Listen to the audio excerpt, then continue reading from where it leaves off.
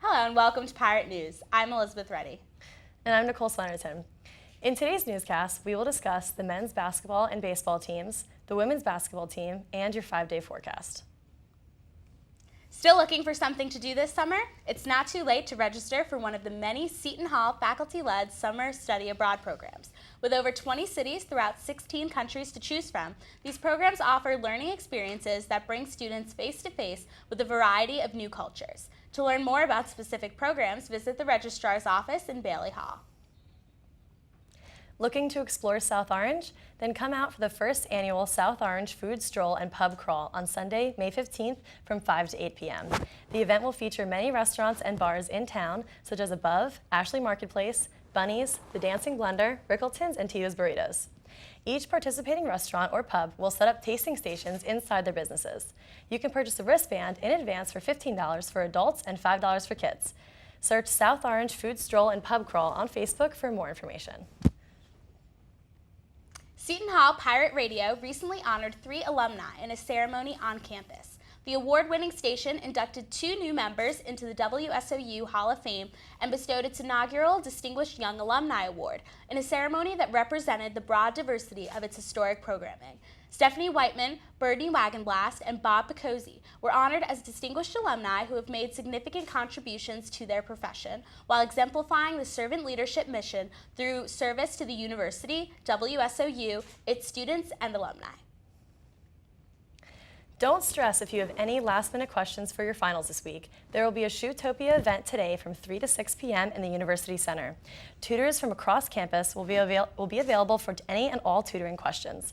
There will also be raffles, prizes, and food. What's a better way to study than that? The first 50 signups will receive a prize pack, and the first 100 people to arrive will win a door prize. Students will also receive Compass and Priority points for attending this event. Contact Monica Burnett at arc.shu.edu for questions and to register.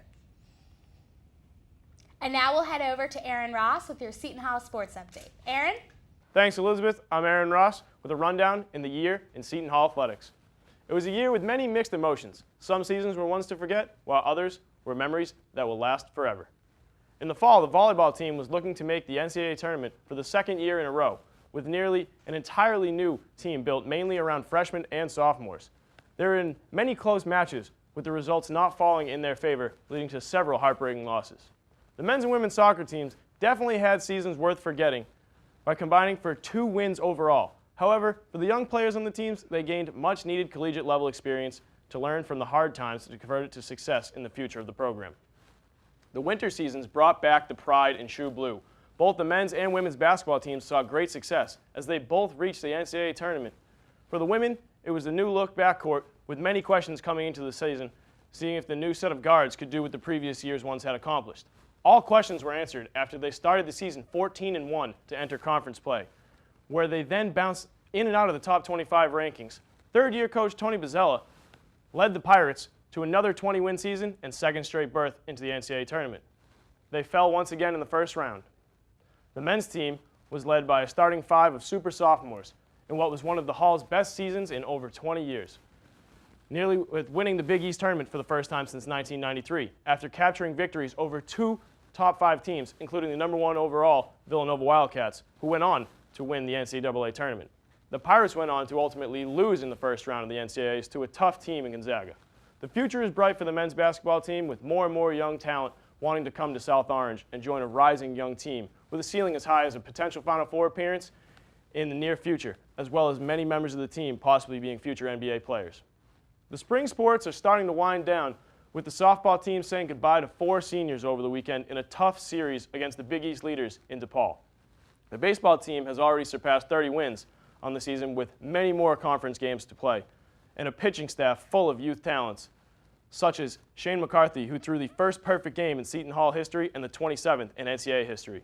The women's golf team accomplished a three-peat by winning their 3rd straight Big East tournament in only the program's 5th year in existence.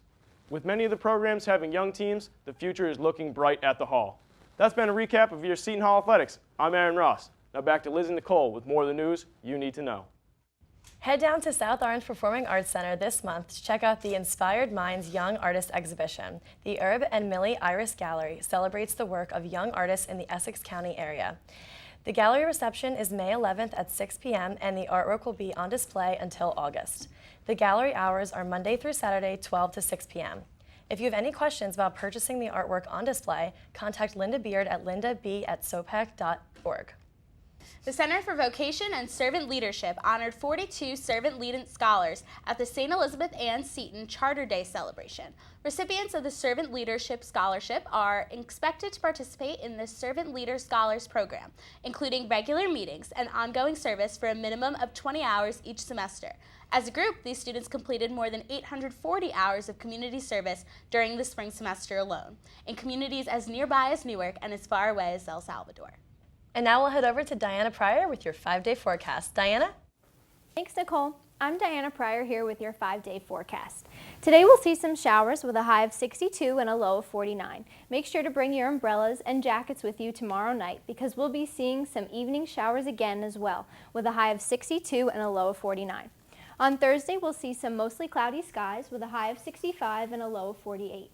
To start off the weekend on Friday, we will be seeing more PM showers in the mix with a high of 64 and a low of 49. Saturday, we'll see a high of 70 and a low of 52, again with some more May showers. This has been your 5-day forecast. I'm Diana Pryor. Now back to Nicole and Liz with your upcoming events. Attention all graduating seniors. While some of us must be sad to leave college for good and some of us might be excited to start our lives in the real world, don't think your journey at Seton Hall is over just yet. Senior week activities are posted and ready to be registered for. Tuesday, May 10th is the Champagne Toast at 7 p.m. Friday, May 13th is the Senior Barbecue at 1 p.m. and the Night on the Hudson at Teak in Hoboken at 7 p.m. Sunday at 10:30 a.m. the students will assemble in the field house for the Mass of Academic Investiture. Following that will be the President's Reception on the Green at 12:30 p.m. Then the Undergrad Academic Awards Ceremony will be held in the field house at 2 p.m. And then we graduate at 9 a.m. on Monday, May 16th at the Prudential Center.